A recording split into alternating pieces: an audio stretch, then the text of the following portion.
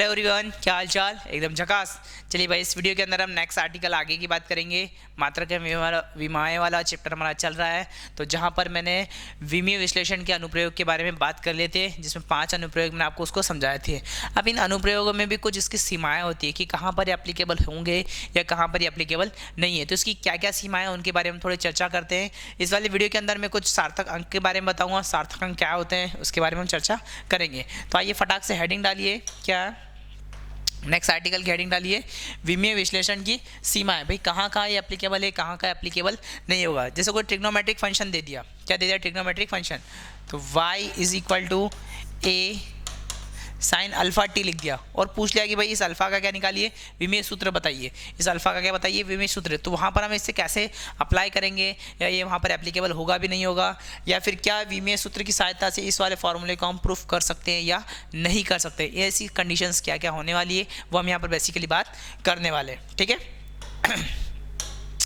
तो देखिए भाई, सबसे पहले हेडिंग आपने डाली होगी, विमीय विश्लेषण बहुत उपयोगी है लेकिन इसकी कुछ सीमाएं। सबसे पहली सीमाएं क्या है कि किसी भौतिक राशि की विमाएं दी हो तो वह राशि अद्वितीय नहीं हो सकती, मतलब एक से ज़्यादा नहीं हो सकती है, क्योंकि कई भौतिक राशियों की विमाएं समान होती है। अब कैसे, कौन कौन सी राशियाँ हो गई, जैसे उदाहरण के लिए मैं बात करूँ कि मेरे पास यहाँ पर क्या गया, ये दे रखा विमीय सूत्र दे रखा ml2t-2 ml2t-2। अब ये किसका होता है, कार्य का भी होता है, ये ऊर्जा का भी होता है और बल आघूर्ण का भी विमीय सूत्र यही होता है। तो कोई भी भौतिक राशि होती है तो वो एक तरह से अद्वितीय नहीं हो सकती है। भाई एक से ज़्यादा भौतिक राशियों के जो मात्रक है वो क्या हो सकते हैं, विमीय सूत्र क्या होते हैं, बराबर हो सकते हैं, ठीक है। नेक्स्ट बात करता हूँ पॉइंट नंबर 2 के बारे में। पॉइंट नंबर 2 काफ़ी खास है। जैसे मैंने अभी कुछ फॉर्मूलेज लिखे थे। एक फार्मूला क्या लिखा था, F इक्वल टू के नीटा आर इंटू वी। यहाँ पर के से हमें कोई मतलब नहीं था, है ना। तो आंकिक नियतांक के जैसे 1/2 अथवा 2 पाई आदि की कोई विमाएँ नहीं होती, मतलब यहाँ पर जो भी नियत चीज़ आदि उसकी कोई भी मात्रक या विमाएँ नहीं होगी, क्योंकि ये एक आंकिक मान है और आंकिक मान का कोई भी मात्रक या विमाएँ नहीं होती है, ये चीज़ याद रखिएगा। तीसरा उसने दे रखा है क्या कि विमीय विधि का प्रयोग गुणनफल से प्राप्त होने वाले अन्य फलनों के अतिरिक्त फलनों को व्युत्पन्न करने के लिए नहीं किया जाता। जैसे कौन से फलन, a बराबर ut plus half A T square. अगर आपको ये कहा जाए कि यहाँ पर a ut और a में रिलेशन बताइए, तो आप इससे प्रूफ नहीं कर सकते। आप इस वाले जो मैंने बताया था प्रिंसिपल फार्मूला संबंध स्थापित करने वाला, तो वो गुणनफल में ले सकते हैं। लेकिन यहाँ पर क्या आ रहा, जो इक्वेशन है ये वाला पद और ये वाला पद आपस में क्या रहे, सम में आ रहे, तो हम इसको प्रूफ नहीं कर सकते हैं, ठीक है ना। जैसे वहाँ पर क्या था, t इक्वल टू मैंने प्रूफ करा था कितना, 2 pi under root L by g, ये मैंने वहाँ प्रूफ करा था। तो यहाँ पर ये एल और जी किस में आ रहे थे, गुणनफल में आ रहे थे मेरे पास, तो ये प्रूफ कर देते। लेकिन वैसे अगर यहाँ पर ये वाला पद जैसे यू टी आ गया और हाफ ए टी स्क्वायर आ गया, ये दोनों आपस में क्या हो रहे हैं, सम हो रहे हैं, दोनों का योग हो रहा। तो इस वाली इक्वेशंस को, इस टाइप की इक्वेशंस को मैं यहाँ पर प्रूफ नहीं कर सकता हूँ। सिमिलर अगर मेरे पास कोई ट्रिग्नोमेट्रिक इक्वेशन आ जाता है, कोई त्रिकोणमितीय फलन आ जाता है, तो उसको भी मैं विमीय सूत्र की सहायता से फलन व्युत्पन्न नहीं कर सकता हूँ। अच्छा, दूसरी बात मैं बताता हूँ, यहाँ पर एक चीज़ और हम समझते हैं क्या कि भाई अगर यहाँ पर ऐसा आ जाए, जैसे फलन दे रखा y equal to omega t, कितना लिखा, y equal to alpha t लिखा था। ऐसे मान लीजिए y इक्वल टू मैंने मान लिया a साइन अल्फा टी। यहाँ पर जो y है इसको मैं बोल देता हूँ डिस्प्लेसमेंट, मतलब विस्थापन, और जो t है उसे क्या मैंने बोल दिया, मैंने समय बोल दिया। अब आपसे पूछा क्या गया कि भाई a तथा अल्फा का विमीय सूत्र बताइए, विमीय सूत्र बताइए।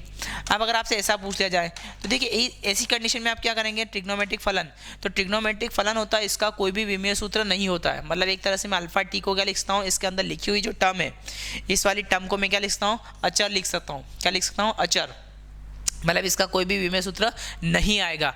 अब अगर मुझे a का पूछा है तो यहाँ तो इसका तो कोई विमीय सूत्र होता नहीं है, तो ये जो y आएगा वो जनरली किसके बराबर हो जाएगा, a के। तो y बराबर कितना आ जाएगा मेरे पास, a। y क्या है, विस्थापन है, तो विस्थापन का विमीय सूत्र क्या होता है, l होता है। तो a का विमीय सूत्र भी क्या आ जाएगा मेरे पास, a का विमीय सूत्र क्या आ जाएगा, l आ जाएगा। पर अगर मुझे इस अल्फा टी का पूछा है, तो अगर कोई भी ट्रिग्नोमेट्रिक फलन आए, sine cos tan cot sec cosec, उसके अंदर कोई टर्म लिखिए, तो उसको हम क्या लिखेंगे, एक तरह से नियत लिखेंगे। मतलब क्या लिखूंगा मैं उसे, अल्फा इंटू टी बराबर क्या लिखूंगा, नियत, अल्फा इंटू टी बराबर क्या लिखूँगा, नियत। तो यहाँ से अल्फा बराबर कितना हो जाएगा भाई, 1/t आ जाएगा। और टी का विमेय सूत्र आपको पता है कितना होता है भाई, कैपिटल टी होता है। इस कैपिटल टी को कहाँ ले जाइए, ऊपर ले जाइए। तो अल्फा का विमेय सूत्र कितना आ जाएगा, टी की घात -1। तो कोई भी ट्रिग्नोमेट्रिक फलन आता है तो उसका विमेय सूत्र नहीं होता है, याद रखिएगा। और दूसरी बात, अगर उसके अंदर कोई कांस्टेंट टर्म आ जाती है तो उसका विमेय सूत्र हम यहाँ पर निकाल सकते हैं। जैसे मैंने यहाँ पर इसका निकाल रखा है। ऐसे ही अगर कोई एक्सपोनेंशियल फंक्शन आ जाता है, ठीक है ना, एक्स की पावर में आ जाए, चर घातांकी फलन आ जाए, कैसा आ जाए, चर घातांकी फलन। जैसे मान लीजिए मेरे पास आ गया y बराबर ए ई की पावर अल्फा टी का स्क्वायर, ठीक है ना, ये हो गया a equal to minus e alpha t का स्क्वायर बट्टा एल ले रहा है। जैसे मैंने कोई भी टर्म ले ली है ना, कुछ भी एक इक्वेशन मान ली, तो यहाँ पर मुझे a का पूछा और किसका पूछा, अल्फा का पूछा। यहाँ पर भी वही चीज़ पूछी मेरे पास, a और अल्फा का। तो a का तो मेरे पास डायरेक्टली ये हो जाएगा। कोई भी चर घातांकी अगर फलन आता है तो चर घातांकी फलन का भी विमीय सूत्र नहीं होता है, इसका भी कोई मात्रक नहीं होता है, ये बात ध्यान रखिएगा, ठीक है ना। तो यहाँ से y बराबर तो क्या आ जाएगा मेरे पास, a आ जाएगा। और a का विमीय सूत्र तो मेरे पास डायरेक्टली क्या आ गया, l, जहाँ पर y को मैंने क्या बोल रखा है, विस्थापन। क्या बोल रखा है, विस्थापन, ठीक है ना। वही बात कि यहाँ पर मैंने इस साइन के अंदर क्या लिखा था, अल्फा टी, ये क्या निकाला था मैंने, एक अचर माना था। तो वैसे यहाँ पर e की पावर में जो लिखा ना, तो इस पूरे को क्या मानूंगा मैं, अचर मानूंगा। मतलब क्या हो जाएगा, अल्फा टी की घात 2/l बराबर कितना हो जाएगा, अचर हो जाएगा या नियत हो जाएगा। तो ये हो जाएगा अल्फा बराबर l/t की घात 2। अब l और t का लिख लीजिए, l का विमेय सूत्र l, t का कितना होता है, t की घात 2। तो इसका विमेय सूत्र कितना हो जाएगा, l t की घात -2।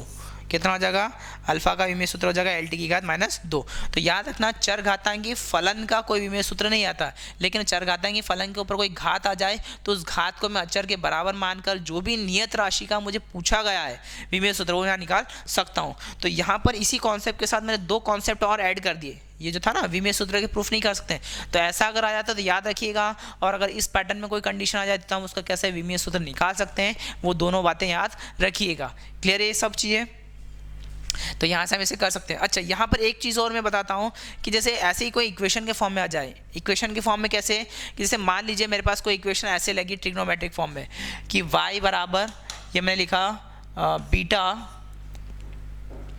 बीटा अपॉन में l इंटू यहाँ पर आ गया sine alpha t plus omega into L आ गया। इसको मैं मान लेता हूँ क्या, अल्फा टी, ऐसा मान लीजिए जैसे अल्फा, और ये लिखा मैंने sine alpha t minus beta t square आ गया। ऐसी कोई इक्वेशन आ गई, ठीक है ना। अब सर हमने पहले तो बात करी थी कि भाई यहाँ पर अल्फा टी होना चाहिए कोई भी कांस्टेंट, पर यहाँ तो ऋण में आ गया या धन में भी आ गया, ठीक है ना। तो उससे कोई डरने की बात नहीं है, सीधा सा लॉजिक लगाना है। यहाँ पर y को हम अभी वही मान रहे हैं, क्या विस्थापन मान रहे हैं, क्या विस्थापन। तो अल्फा का तो डायरेक्टली क्या आ जाएगा भाई, l आ जाएगा विमेय सूत्र, ठीक है ना। अल्फा का क्या आ जाएगा, l आ जाएगा। पर यहाँ पर इस साइन का तो विमेय सूत्र नहीं होता है, तो इसके अंदर वाली टर्म का विमेय सूत्र कितना हो जाएगा, अचर हो जाएगा, मतलब नियत बोल सकते हैं हम इसको। तो यहाँ से कितना हो जाएगा भाई, alpha t minus beta t square बराबर कितना हो जाएगा, अचर या नियत बोलेंगे। तो अल्फा टी बराबर कितना हो जाएगा यहाँ से मेरे पास, बीटा टी की घात 2। तो अल्फा का तो मैंने यहाँ से निकाल रखा है, तो बीटा का मुझे निकालना है, तो कितना हो जाएगा, अल्फा टी बटा टी की घात 2। तो यहाँ पर एक टी से एक टी को मैं कैंसिल कर सकता हूँ, ये टी से टी कट गया, तो बचा कितना, अल्फा अपॉन में टी। और अल्फा का विमेय सूत्र क्या निकाला मैंने, अभी अल्फा का विमेय सूत्र मैंने निकाला ये, तो कितना आ गया मेरे पास l, और टी का कितना होता है, टी समय का ही होता है। तो यहाँ से बीटा का विमेय सूत्र कितना हो जाएगा भाई, l टी की घात -1। तो इस फंडे से मैं ये निकाल सकता हूँ। अभी देखिए इस विमेय सूत्र से एक बात समझ में आ रही है कि जो बीटा है मेरे पास, बीटा l t -1 किसका विमेय सूत्र होता, वेग का या फिर चाल का। तो यहाँ पर जो बीटा होगा वो जनरली क्या रिप्रेजेंट करेगा मेरे पास, वेग को। किसको रिप्रेजेंट करेगा, वेग को, है ना। तो ये बात ध्यान रखना, ये विमेय सूत्र से बता सकता हूँ कि ये क्या चीज़ है। और जैसे अल्फा किसको रिप्रेजेंट कर रहा है मेरे पास, लंबाई को, क्योंकि उसका विमेय सूत्र क्या आ गया मेरे पास, l आ गया। तो बेसिक बात याद रखिएगा, ठीक है। चलिए ऐसे कैसे, अगर कोई टर्म लॉग के अंदर आ जाती है, किसके अंदर आ जाए, लॉग के अंदर आ जाए। 2 चीज़ें तो मैंने बता दी, साइन के अंदर आ जाए, लेकिन लॉग के अंदर भी आ जाए। जैसे क्या आ गया, y इक्वल टू लॉग, या आ गया ax, इसको मैं थोड़ा सा ऐसे इक्वेशन ले लेता हूँ, ax बटा v प्लस टी आ गया या वी आ गया, ये मान लीजिए ए एक्स बटा क्या आ गया, वी आ गया। यहाँ पर वाई क्या है मेरे पास, वाई और एक्स क्या है, विस्थापन है, विस्थापन है, ठीक है ना। यहाँ पर भी मैं कुछ लिख लेता हूँ, अल्फा मान लेता हूँ, और ये v प्लस अल्फा कर लिया, इस तरीके से कर लिया ना, एक थोड़ी अच्छी इक्वेशन बना दी। और यहाँ पर क्या v क्या है मेरे पास, वेग है, और a v, और आपके पास क्या आ गया अल्फा, ये क्या पर क्या नियत राशि है, कैसी राशि है, नियत है, जिनके हमें क्या निकालना है, विमेय सूत्र निकालना है। तो सबसे पहले देखिए अल्फा की अगर मैं बात करूँ तो अल्फा बेसिकली यहाँ पर इसके बराबर ही आ रहा है, y के बराबर ही आ रहा है ये, ठीक है ना, y बराबर कितना आ रहा है, अल्फा आ रहा है, ठीक है ना। तो उस कंडीशन में हम अल्फा का निकाल सकते हैं। वैसे अगर अल्फा नहीं लिखता और यहाँ पर भी अल्फा नहीं आता तो उस कंडीशन में मुझे लेने की ज़रूरत नहीं थी, पर मैंने यहाँ पर भी अल्फा ले रखा है, इसलिए मुझे यहाँ पर भी अल्फा लेने ज़रूरी, क्यों, क्योंकि उसका मुझे विमेय सूत्र निकालना पड़ेगा। अगर नहीं ऐसा होता तो यहाँ पर अल्फा नहीं दिया था। तो y बराबर कितना आ गया भाई, अल्फा, तो अल्फा का विमेय सूत्र तो डायरेक्ट आप लिख सकते हैं क्या, l। अब दूसरी बात मेरे पास दे रखा है क्या, ए एक्स दे रखा है, एक तो दे रखा है ए एक्स, और नीचे क्या लिखा, v प्लस अल्फा बराबर क्या रखा मैंने, नियत, क्या रख लिया, नियत रख लिया। अब v प्लस अल्फा है, तो बेसिकली यहाँ पर एक चीज़ याद रखना कि ये जो टर्म मेरे पास दे रखी है, यहाँ पर अगर मैं इसको l रखता हूँ और ये तो भाई एल टी माइनस वन आएगा, क्या आएगा, एल टी माइनस वन, और ये क्या आएगा मेरे पास एक तरह से इसका विमेय सूत्र आ गया l। अब ये l है और ये एल टी माइनस वन है, ये दो टर्म आपस में ऐड हो रखी है, ये क्या है, दो टर्म। तो ये चीज़ जो लिखी है ये पूरी तरह से क्या लिखी है, रॉन्ग लिखी है। मतलब v प्लस अल्फा, अगर मैं इसको ऐसा लिखना चाहूँ कि v प्लस अल्फा बराबर नियत लिखना चाहूँ, क्या लिखना चाहूँ, नियत, क्योंकि भाई नीचे वाली ऊपर वाली राशि भी नियत रहेगी, नीचे वाली राशि रहेगी, जब इन दोनों का डिवाइड क्या आएगा मेरे पास, नियत आएगा, तो नियत हो गया। मतलब v बराबर क्या आना चाहिए, अल्फा। अब अल्फा तो मेरे पास बेसिकली पहले कितना आया, अल्फा मेरे पास आ गया l, लेकिन v मैंने क्या ले रखा है, वेग ले रखा है। तो वेग अगर इसको लेता हूँ तो ये जो इक्वेशन लिखी है वो क्या डायमेंशनली इनकरेक्ट है, इक्वेशन जो लिखी है वो डायमेंशनली क्या रखी है, विमेय सूत्र के हिसाब से ये कैसे रखी है, इनकरेक्ट है। इसकी हेल्प से मैं यहाँ पर इस a का विमेय सूत्र नहीं निकाल सकता हूँ, ठीक है, ये बात यहाँ पर याद रखिएगा। चलिए इसमें एक चीज़ और बताता हूँ, अगर कोई इक्वेशन हमारे पास इस टाइप में आ जाती है, कैसे कि एज बराबर u t plus alpha upon में sorry alpha t plus L upon में बीटा प्लस टी आ जाए, इस टाइप से कोई आ जाती है, ठीक है ना। तो हम जनरली क्या करेंगे, इसको एल अपॉन में बीटा मान लीजिए या वन अपॉन में बीटा मान लीजिए, इसको मैं मान लेता हूँ, कुछ भी ऐसे लेता हूँ, बीटा प्लस टी ले लिया, ठीक है ना। अगर कोई चीज़ डिवाइड में आ जाती है तो डिवाइड में आ जाए तो डायरेक्टली मैं इसको क्या लिखता हूँ, नियत मान लूँगा, क्या मान लूँगा, नियत। तो b plus t equal to क्या हो गया, नियत, ठीक है ना, क्या हो जाएगा, नियत। तो यहाँ पर ये तो टर्म मेरे पास नियत आ गई, तो बीटा का डायरेक्टली विमेय सूत्र में लिख सकता हूँ क्या, टी। तो बीटा किसको रिप्रेजेंट करेगा, टी को करेगा। और अल्फा ऑब्वियस सी बात यहाँ से किसको रिप्रेजेंट करेगा, अल्फा बराबर जो भी हमारे पास, अगर मैं इसको एल मान लेता हूँ तो एल आ जाएगा, इसको ऊपर एल रख दीजिए ना, एल, और ये नीचे कितना आ गया, टी, तो हो जाएगा एल टी माइनस वन। और यहाँ पर ये बीटा का विमेय सूत्र मेरे पास टी आया और ऊपर वाली टर्म को मैंने क्या मान लिया, एल मान लिया, तो एल अपॉन में टी स्क्वायर। तो बेसिकली ये भी मेरे पास क्या हो गया, स्पीड हो गया, और ऊपर वाली आगे वाली टर्म भी क्या हो गई मेरे पास, स्पीड हो गई, ठीक है ना। तो ऐसे अगर कोई डिनोमीटर में टर्म आ जाए, मतलब हर के अंदर कोई राशि आ जाती है, तो उसको भी हम नियत मानकर वहाँ पर भी किसी कांस्टेंट का वैल्यू निकाल सकते हैं, ठीक है ना। याद रखिएगा बीटा प्लस टी को मैंने क्या माना, नियत माना, उससे बीटा का निकाला, फिर ये एल अपॉन में टी क्या आ गया मेरे पास, वेग आ जाएगा, ठीक है। तो ये पैटर्न हमारे पास आपको सब चीज़ें समझ में आ गई होगी कैसे निकालना है, और भी न्यूमेरिकल जब मैं लूँगा तो उसमें आपको क्लियर कर दूंगा। तो ये चीज़ आ गई हमारे पास।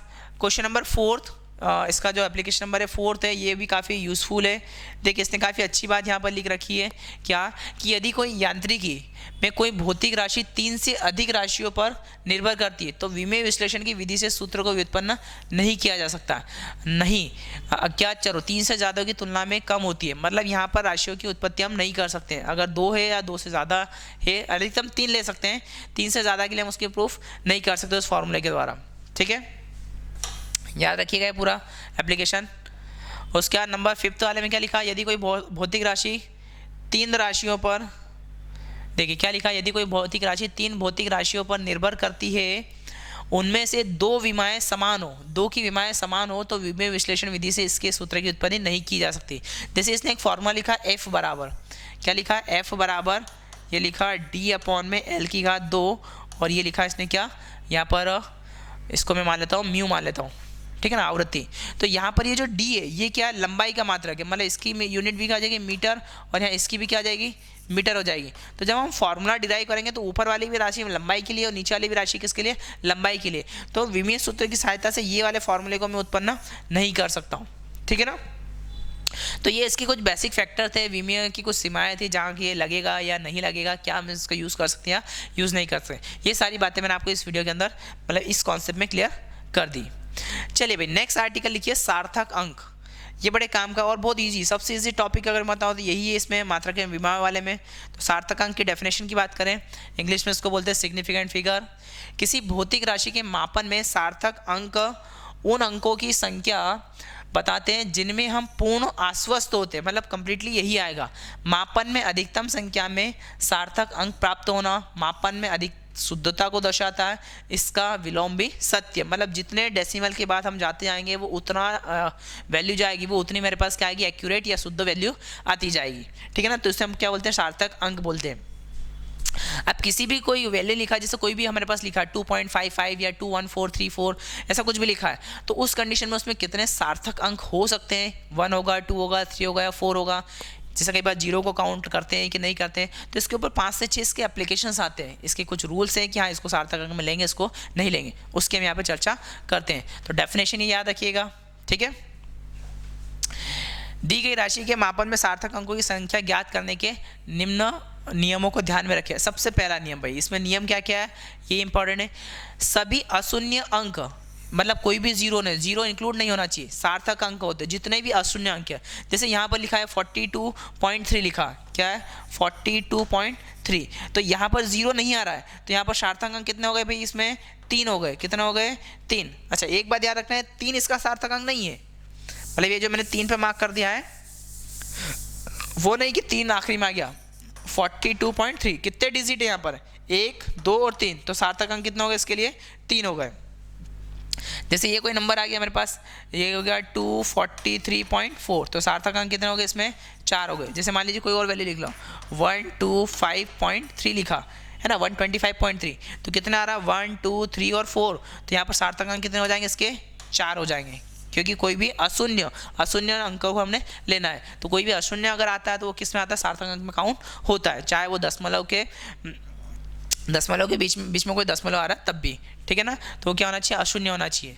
पहला रूल हो गया। चलिए दूसरे रूल की बात करते हैं।